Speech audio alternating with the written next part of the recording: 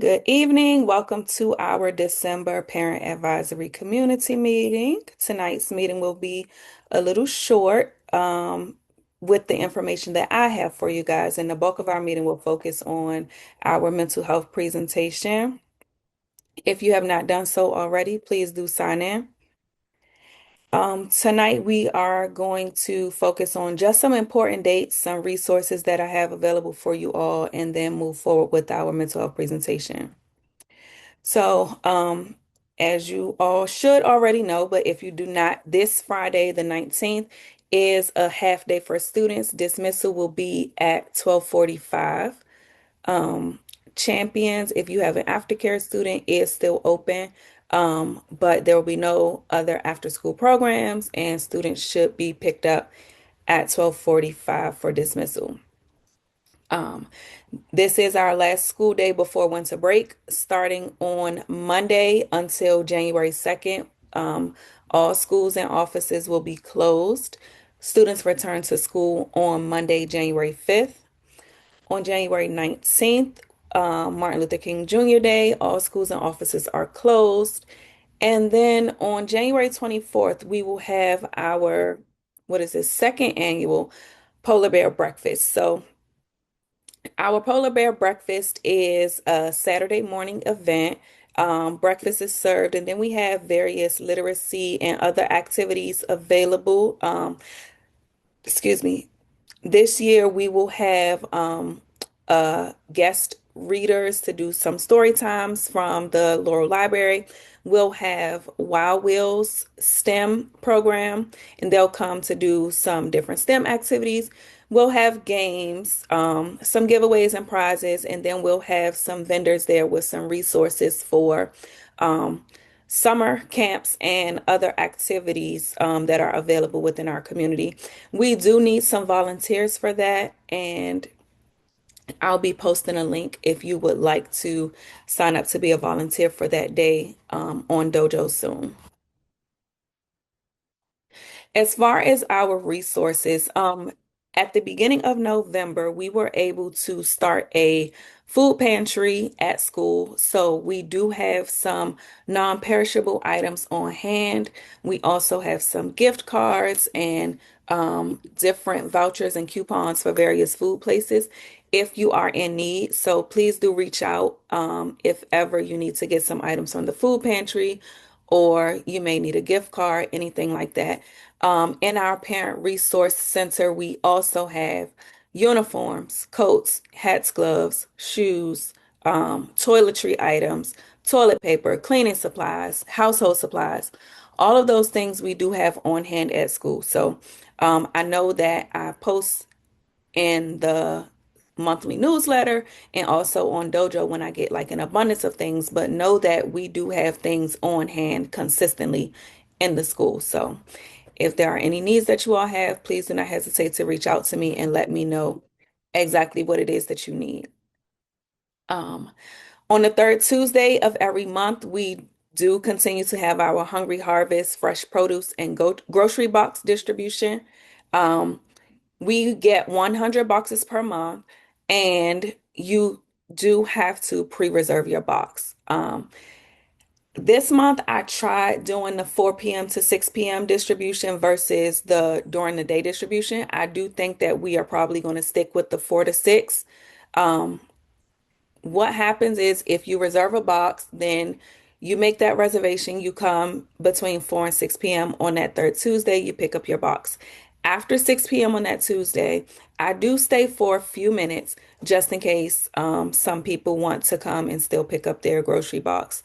However, if you reserve a box and I have not heard from you, you haven't said, "Oh, I can't make it today. Can you hold it until tomorrow?" Then any boxes that are left over are released on a first come, first served basis the following day. So, I don't know if you all saw on Dojo like yesterday, some people were posting like, "Do you still have boxes?" The following morning, some parents may come and pick up a box then or going forward. So, my best advice, if you know that you reserve a box and you don't make it to get the box, your box does not have to be released. If you communicate and let me know, hey, I'm running late, I can't make it, I do need the box, can you hold it until tomorrow? That's not a problem. But if I don't hear from you, the box does get released to whoever needs it on a first come, first serve basis. Um, as I already stated before, we do have some coats, which are kind of dwindling down. I know at this point I mostly have like smaller sizes, like maybe 5, 6, and 14, 16. I do have some shoes available in all sizes from a child's 11 up to a size 5, boys and girls. And then, as always, other resources are available as needed, depending on what it is. Please do reach out. And if we don't have it in-house, then I can connect you to one of our partners or resources that do have what you need available. Before I move forward, and I don't know what happened to the people, does anyone have any questions? Go ahead and come off mute or raise your hand to ask because I cannot see the gallery anymore.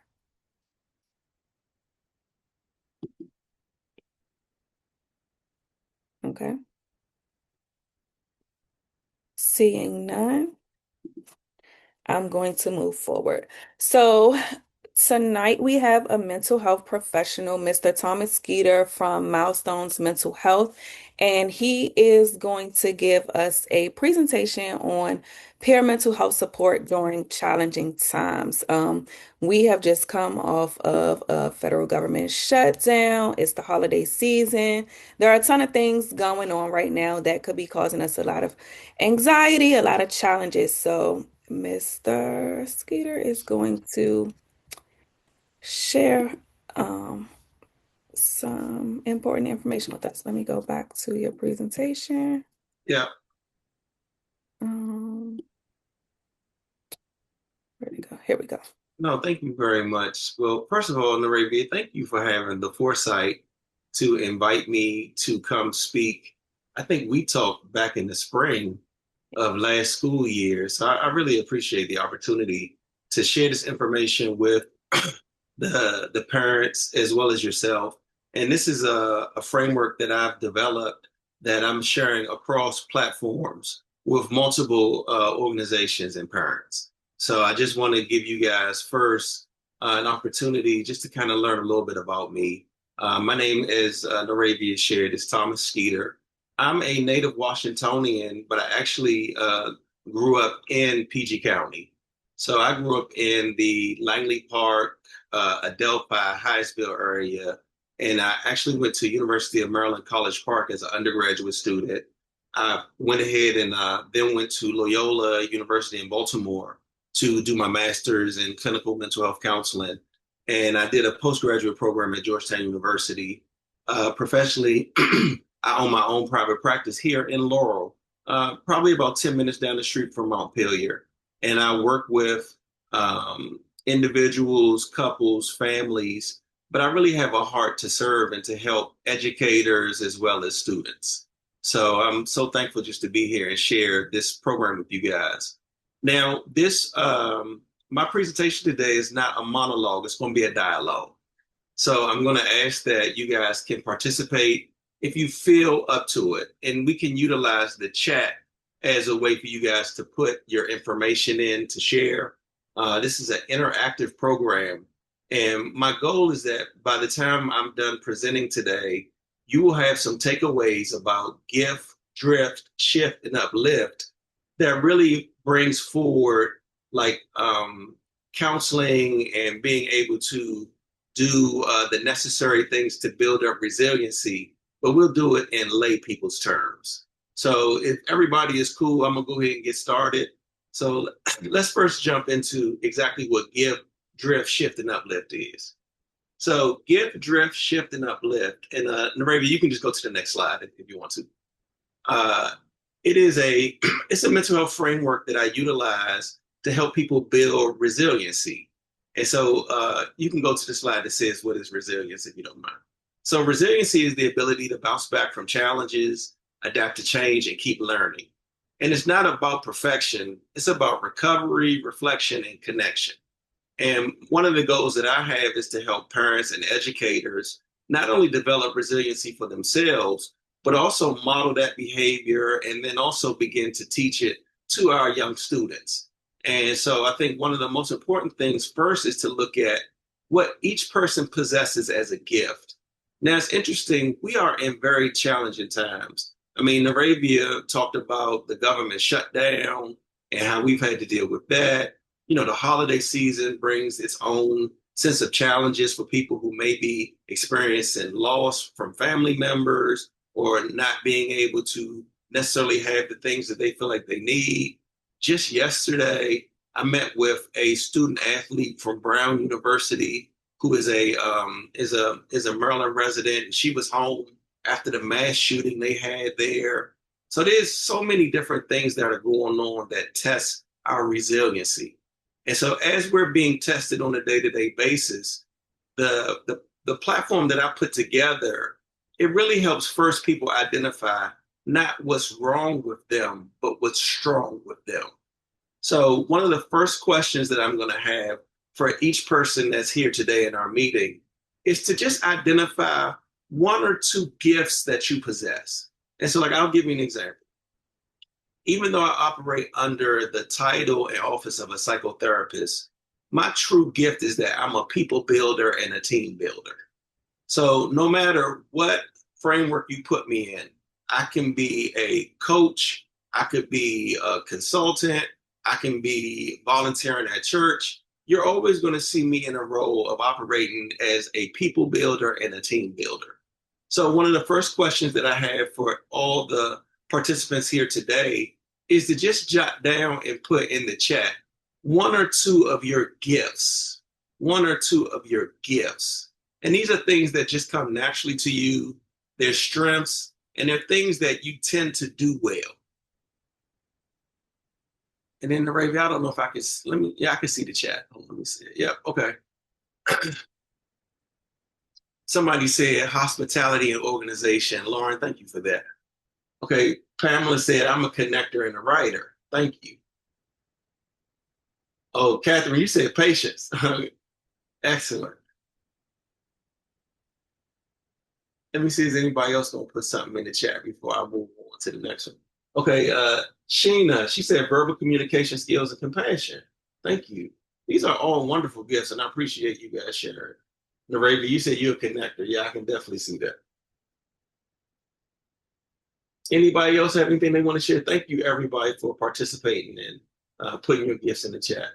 Norma says, I'm a giver and pleasure. I'm always trying to help others. Norma, let me raise my hand. That's me too. We got to be careful with that. Anybody else want to add before I move on? Okay, going once, going twice. Okay, next. So now that we've identified our gifts, the next piece is to be able to identify drift. And so notice I didn't say like failure, distraction, trial and tribulation, any of those negative connotations. I utilize drift because in a lot of cases, when we're dealing with stressors, they can get us off base slightly. That can lead to increased feelings of anxiety, heightened feelings of stress. It can lead to us feeling, depressed. I don't know if you guys have ever had that experience, but like if you have challenges at work, like the Sunday before you got to go back to work Monday at about 6 o'clock, you start feeling the stomach pain or you start, feeling a certain way because you got to go in there and deal with that. And so one of the things about drift is recognizing exactly what are the behaviors, the thoughts, or environments that tend to get you off track. So like for me, I'll give you an example. As a clinician and somebody who is very, very connected to the work that I do, overworking can be a drift for me because I can get so caught up in what I'm doing at work that I'll become negligent of my schedule. I'll be overscheduled.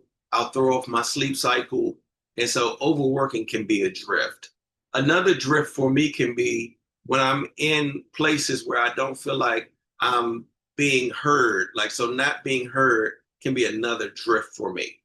So just like I asked you guys to include your gifts, now what I'd like for you to do is be able to list, if you don't mind, two or three things that cause you to drift.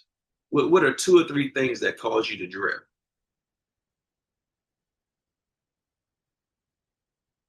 Ooh, Narrator, you said overextending.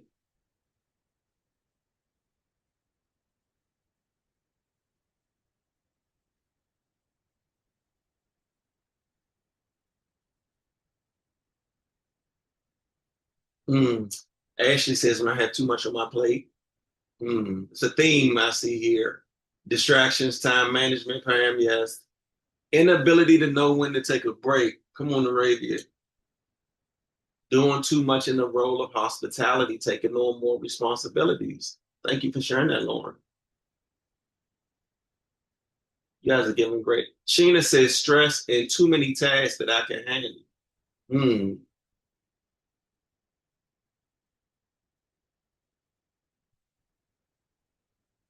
I'm seeing a constant theme here. And this is where I have to make a public service announcement to all my sisters not being appreciated or seen for what is being given. I agree, too much on my plate. Oh, come on, being too critical with small details and organizational processes. Too many extracurriculars for the kids. I actually say when my kids aren't listening. Stress and co-parenting stress. Hmm. Well, very good. These are all great answers. These are all great examples of drift. And it's so interesting. It's like when you're in the positions that you guys find yourselves in, when you're having to be the go-to for so many different things, you have to be the person that comes up with the plan and then has to be the primary executor. And then in some instances, you also got to be the one funding it. That can lead to a lot of different stressors and anxieties and things like that. So, the word yes can be very expensive when we constantly find ourselves having to say yes and taking on more and more and more. So when we recognize that as a drift, we now have to look at what are some things that we can do to begin to shift. And sometimes shifting can just be saying no and like giving yourself permission to say, okay, I can't be the go-to person at work for everything. I can't be everything to everybody and nothing for myself. So recognizing that here are the things that cause me to drift. And now when I begin to move to shift, the shifting behavior is being able to do something that will minimize drift. So just like how you guys have put this entire list of things that create drift, I want you to think about and do some self-assessment and say, if I had an opportunity to minimize my drift, so like for me, it's being able to now have a clearly defined schedule where I cut off at a certain point and I don't negotiate with that. I used to work on Saturdays, 3 Saturdays out of every month, just so I could be accommodating to so many people that were on my wait list. And it was so interesting that I had to basically have a medical scare to make me begin to scale my schedule back. And it was like, it taught me, like, no, I'm overextending myself. I have to be able to just say, hey, this is what I can do, and this is enough. So when we talk about beginning to shift behaviors, what are some things that you guys can do? Like, let's just say one or two micro behaviors that you can do to shift. Having others wait and handling things for myself first. Yes, putting yourself first. Very good, Ashley. Narrator saying no. Yes. Lauren, not being too critical on myself. Very good. These are great answers. Setting time limits. Setting boundaries and managing expectations accordingly. Put more responsibilities on kids and spouse and not do it all myself. Oh, Denise said taking a break. Marcinda said not expecting myself from others. That's a good one. Using timers and reminders. Ashley said sticking to a schedule. Lauren said delegate more responsibilities. Ashley said delegate. Mm. I decided to get more sleep, take daily walks, work out, minimize sugar. It was taking on the edge. Very good. Excellent. Okay, so now like that we talked about shift, I want you guys to take the time to look at the answers that you typed in the chat. You guys did a great job with that. But I also want you to put those answers somewhere where you can revisit them. Because one of the most important parts of this framework is not only recognizing your gifts, but recognizing the things that cause you to drift, but then seeing the shift behaviors as ways to get you on track and then consistently being able to stay there. So I want you guys to document, like, here are my shifts. I'm going to get more sleep. Like Ashley said, I'm going to stick to a schedule. Like Sheena said, I'm going to use timers and reminders. Ms. Brooks said, I'm not going to expect myself from other people. Denise said, I'm just going to take a break. And what I want you to get, what I want you guys to do is take a look at your calendars and look at how you have things organized, and then see ways that you can implement shift on a weekly basis. I know the kids are getting ready to be home because they're going to be out of school. What are some things that we're going to do to make sure when we have them out of school, we're not going to be overwhelmed by having to manage them all day? I remember during COVID, it gave me a whole new appreciation for educators and staff because, like, I was so not prepared to be a stay-at-home school parent for my three children. And so it's like being able to now look at, okay, I know we got the holidays coming up. I want to make sure everybody is getting what they need, but then I also got to make sure I get what I need and that I don't allow the holidays to burn me out. So then when we got to get back in school mode, I'm a shell of myself because I've just been running myself in the ground. So one of the things that I want you guys to do is document your drifts and your shifts, and then look at them, use them as reminders. And like this framework, one of the reasons why it is so effective, because it's very simple, but it's something that you can check in with yourself every day. And it's like every day I can use time to be able to say, okay, am I operating in my gifts? What's causing me to drift today? And then what are some things I can do to shift to minimize drift? And now the last piece of this puzzle is uplift. And uplift is when we find solutions that are working for us that we want to share with our community. One of the reasons why I was so motivated to come talk to you guys was because Narabia told me about the way that you guys have these meetings and how you guys get together and figure things out. And so, like, for me, like, I was so encouraged to see not only the food program, but the ability for the school to be able to provide coats, shoes, just things that people may have a need for without really having to ask for it. And so uplift falls in alignment with that. When we begin to find things that are working for us, those are things that we can then begin to say, hey, this is an uplift for me. I'm going to share it with others. So maybe they can glean from my experiences and learn from it. And it's like, this is not group therapy, but it takes on some of the framework where it's like we work together, we identify things that are challenging for us, we come up with solutions, and then we uplift one another. So I'll give you guys an uplift statement for me. So based on the things that I've experienced with my gifts, my drift, and my shift, an uplift for me is that I can solve pretty much any problem that I face on my own. But what I can't solve on my own, the help I need is always readily available for me when I need it. And it's like that's just an uplifting thing that I tell myself whenever I'm facing challenges. So then what it does is it isolates the problem and say, okay, if I can't solve this for myself, if this is what we call in clinical circles an uncontrollable stressor, where is the help that I need to be able to find a solution? So what I'd like for you guys to do now is think about the things that you talked about in terms of your gift, the drift, and the shift, and then include uplifting statements, uplifting information that we all can glean and learn from. Checking in on friends and family, even if it's a simple text message. Thank you, Denise. That's such a good one. I need to do that.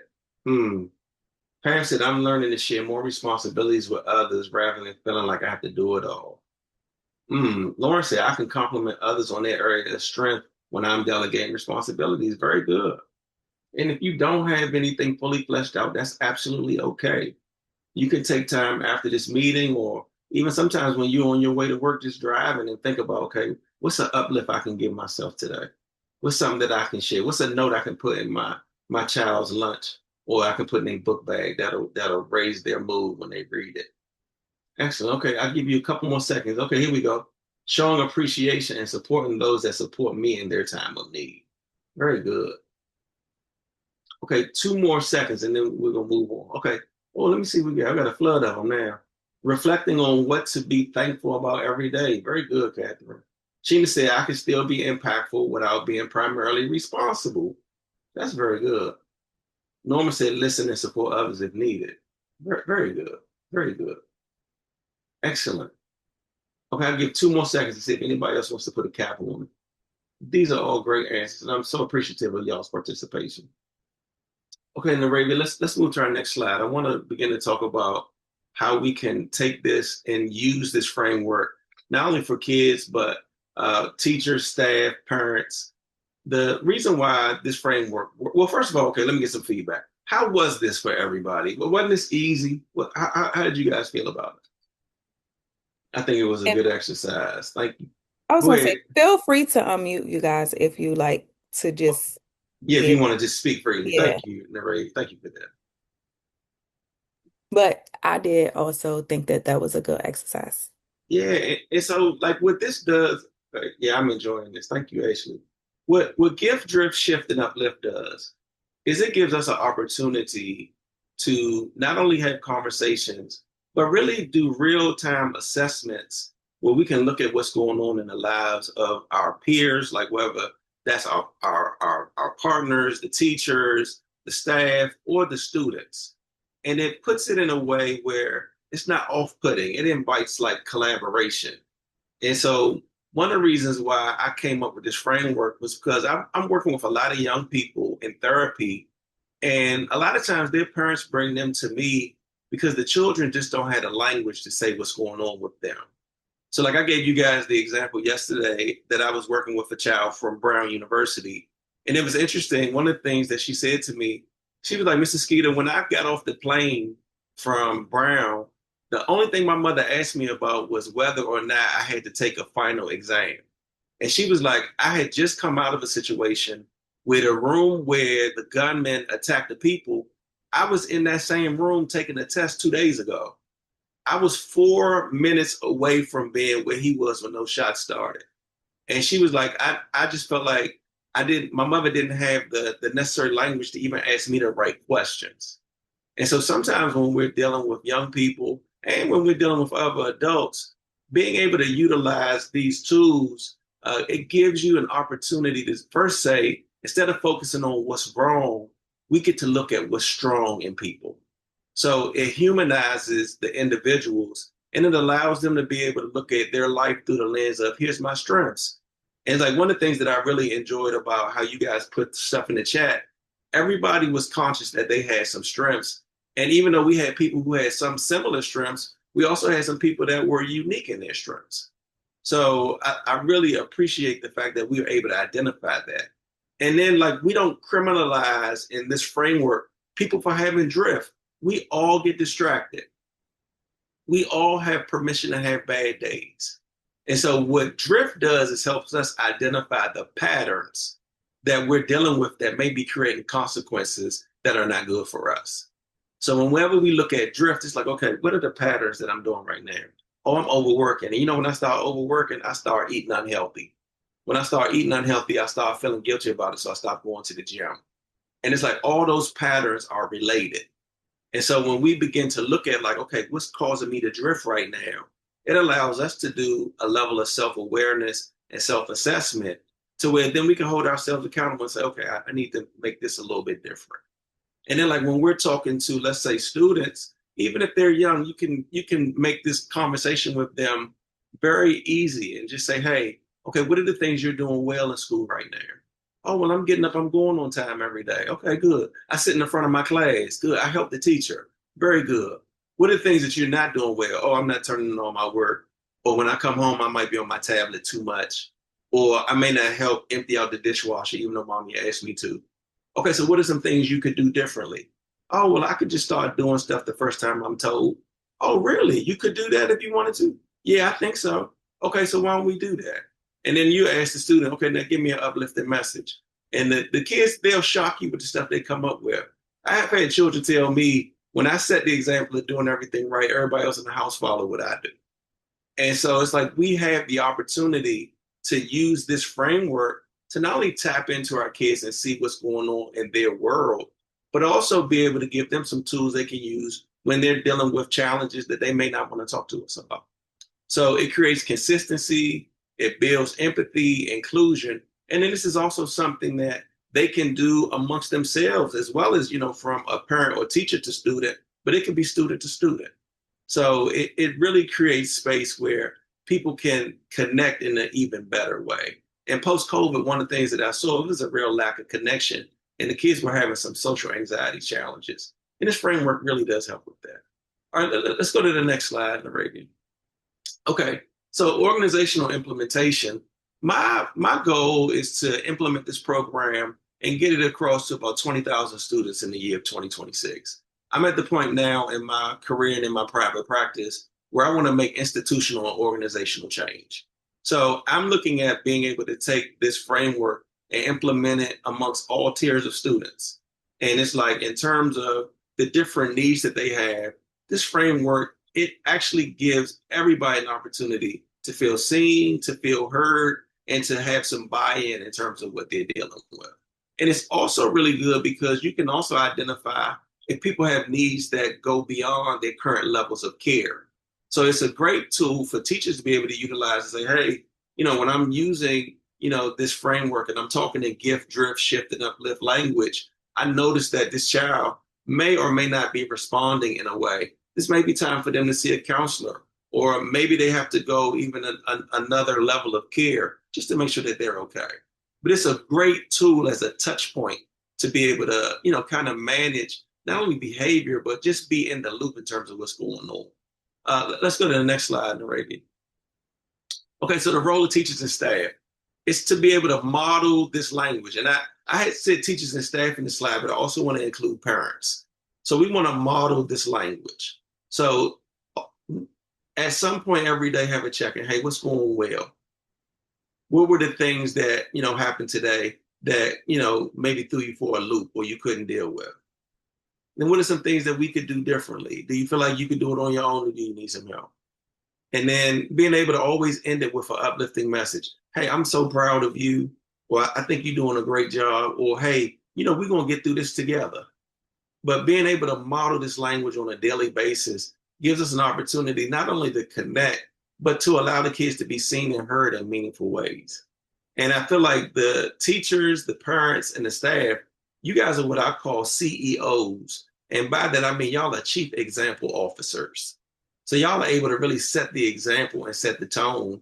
And then utilizing this framework, it gives you an opportunity to really build even stronger connections in community.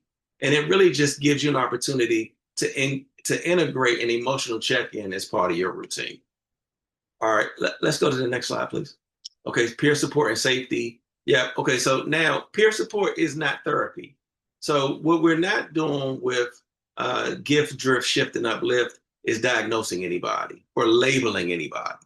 What we're really doing is utilizing this tool as a way to not only have a healthy check-in, but to also make sure that there is some level of connectivity and community building. So like when we say students, they're taught to notice when a friend is drifting. So that could even be, hey, my friend James, I noticed he wasn't in school the last 3 days. When he comes back to school, I'm gonna ask him, is he okay? And we all know James could be home with a cold. He could have had some other challenges going on, but it gives kids an opportunity to have a touch point. And then if they feel like they need to escalate it, maybe getting an adult involved if safety or emotional distress is present. And it's so interesting as I was, working on this framework, we've had so many things that happen in the schools where kids are just expecting to be safe at school and these different challenges happen.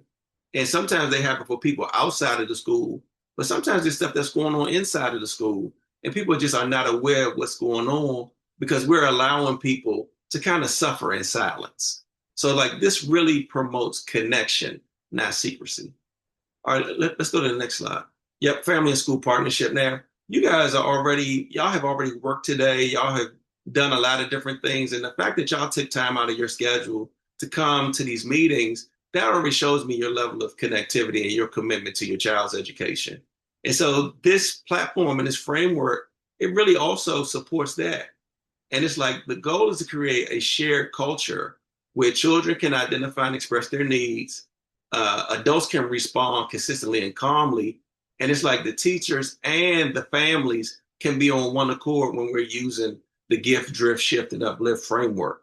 And it's like, it's just a way of talking that when the teachers do it in school and the parents do it at home, it can become a shared language that then the children can adapt to and be able to utilize in terms of expressing themselves and allowing us to understand what's going on in their worlds. Okay, next slide. Okay, so the next steps for Montpelier. One of the things that I would love to see is that as this platform takes root, we can begin to implement gift, drift, shift, and uplift as check-ins across classrooms. We can share handouts. I have a gift, drift, shift, and uplift workbook that we're developing that I'll be able to provide to the school, and then have an opportunity to do some check-ins and see how this is working. Maybe I'll come back to one of these meetings in a couple months and just see, hey, if you guys have been using the framework, how's it been working for you? And then what are some things that you see as a success? And then what are some areas of drift that we need to improve upon? And then we could really utilize it to celebrate the success stories with the entire Montpelier community. So I'm so thankful for you guys to give me the opportunity to share gift, drift, shift, and uplift with you. Do you guys have any questions for me? Thank you, Anna Reagan, for driving that for me too. Appreciate it. No problem.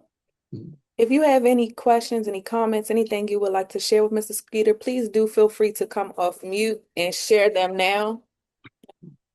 No, close the door. Or you can put it in the chat. I'm gonna stop sharing the screen so we can Mhm. see. Thank you. Okay, hi, this is Lauren. Hi, Mr. Skeeter. I have a question. Yeah, Laura, how you doing? I'm fine. Excellent. So, with the program, how would that work for like the smaller age children? Like my son is in pre-K, and they Pre-K, okay. and you mentioned something about with the children sometimes not having the words. So, and you said Mm, you work with some of the teachers. So, how could mm, that work? Because, the little ones, they have a hard time expressing themselves and they have big feelings. So, mm. how would your program help in that area? Well, I think one of the things first is that by being able to really help younger kids understand exactly what we're talking about when we say like gift, like tell me something that you're good at, and like really breaking it down like in a very simplistic way, and then like really letting them give the feedback. So like the pre-K student that you're talking about is how old? 4 years old or 3 years old? He's four. He's four. 4. Yeah, my son. Okay. And so it's so interesting. I used to do a after school program at Odenton, Maryland, and I would pick up from Piney Orchard Elementary. And one of the kids, I used to have to pick him up in a car seat because he was pre-K. And so when I would use this tool on him, he may would only be able to give me one or two words, you know what I mean? But what I always wanted to make sure was that he was being heard. So Okay. what I would do with younger children is utilize active listening, where I would ask the question like, hey, tell me something good that happened to you today. And the first thing the kid was like, I don't know. No, tell me, Hmm. like walk me through your day. Like what happened? Like, because like the thing that the kids would always say, at least in Anne Arundel County, Tuesday they hated lunch because lunch was orange chicken. So nobody liked orange chicken day. And so they would Hmm. always tell me, oh, well, lunch was nasty, so I had to get grab and go, or my mother packed my lunch today, or this happened. And so then Hmm. I would be able to utilize the stuff that they were saying while being present with them and then just reflecting, like, okay, so you found something that you liked, even though you didn't eat the school lunch, you had to grab and go, or whatever the thing may be. Now, what was something that happened that you didn't like today? Oh, well, they ain't let me play basketball with everybody from the team because they don't like how I shoot, or, whatever the thing may be. And what Hmm. happens is the younger that the children are, you still use the platform, but you apply probably more active listening to help flesh out the stuff. But it's interesting because them kids are sponges. So they'll take on the uplift message and it'll become part of their own. But I would say like for the younger kids, like from 4 to 6, you want to make sure that you're really implementing active listening and reflecting back to them what they're saying. Okay. Okay. Thank you so much. Yeah, no problem. That was a great question, by the way.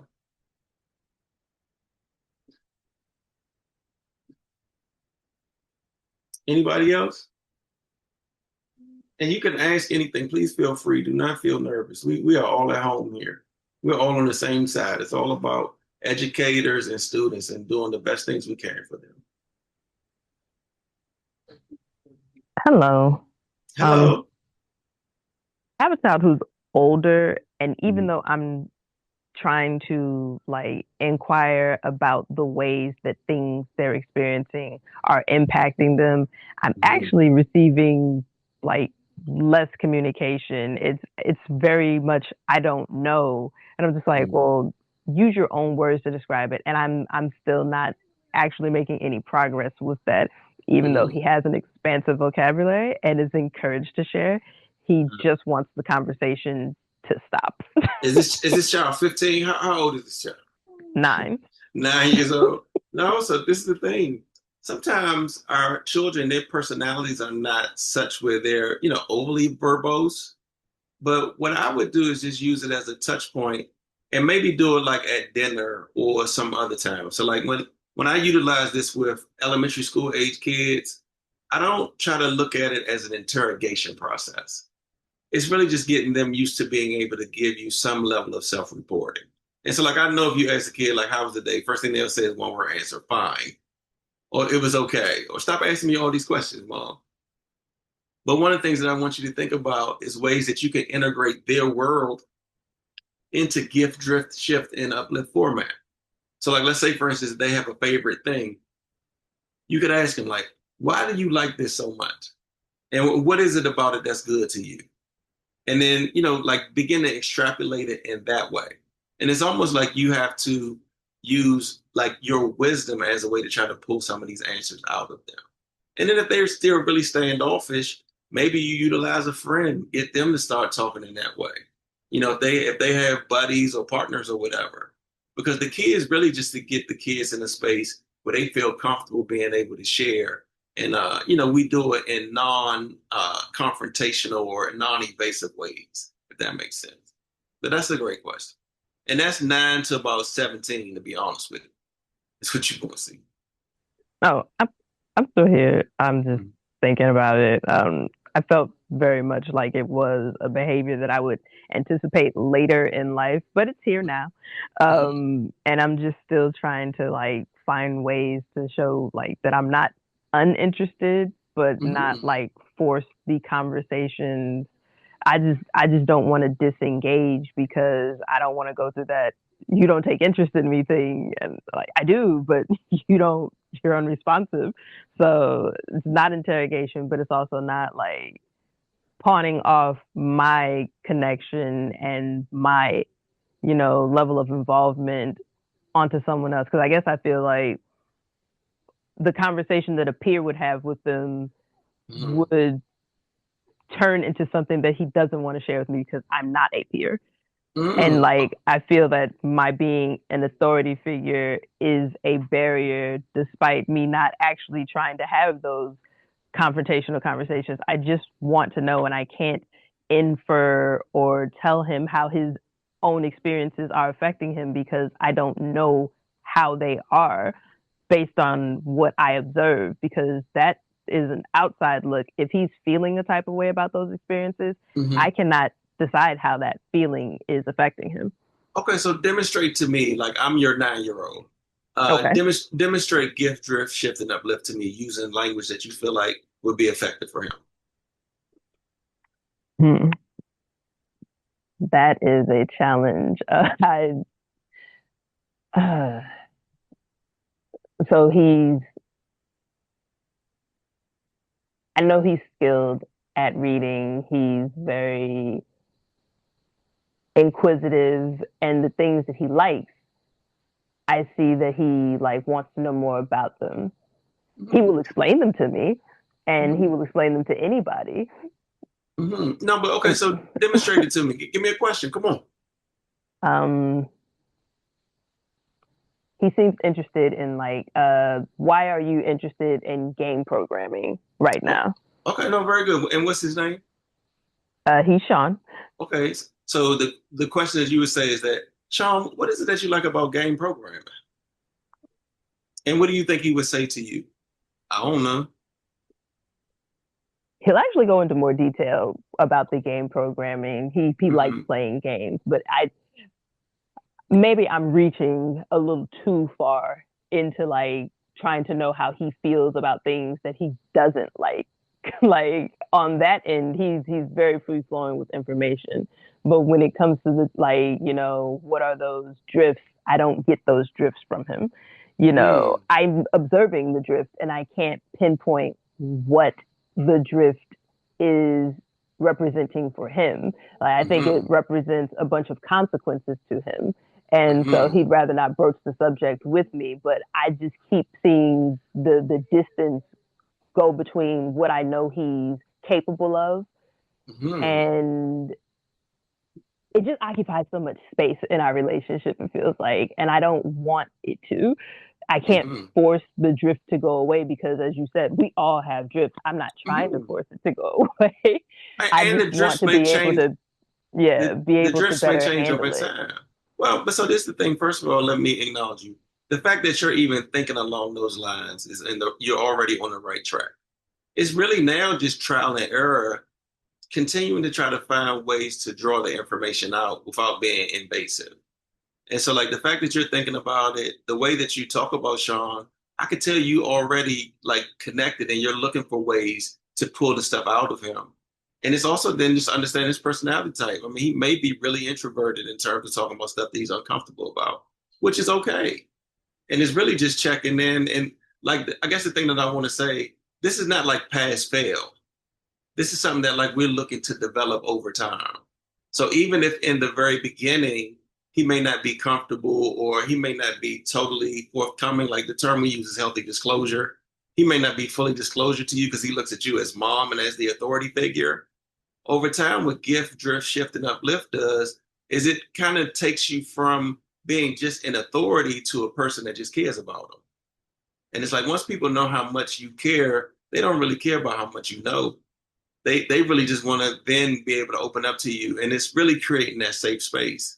So continuing to do the technique will in some ways endear him to you over time, but it's not something that it may work initially because he might have to warm up to it. Okay, thank you. No, you're welcome. Thank you for that question, by the way. Anybody else? This has been so good for me.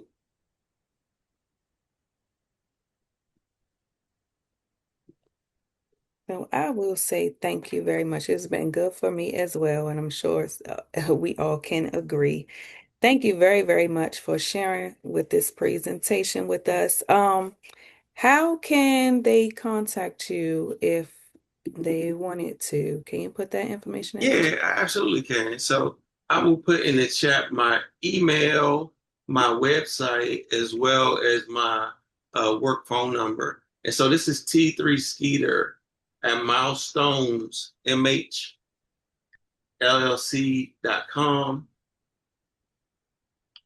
My website is www.milestonesmhllc.com, and there's a contact form that you can fill out there. And then I'm old school. If you just want to text me and schedule some time, I put my number in there. It's 240-461-8707. And like I said, I'm located in Laurel.